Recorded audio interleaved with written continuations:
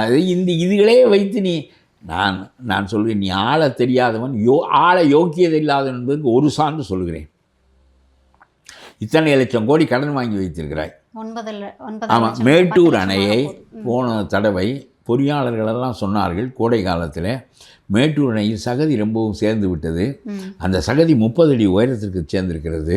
ஆகவே அதை அகற்றி விட்டால், துப்புரவு செய்து விட்டால் தண்ணீர் இன்னும் 30 அடி ஆழம் கூடுதலாக தேங்கும்.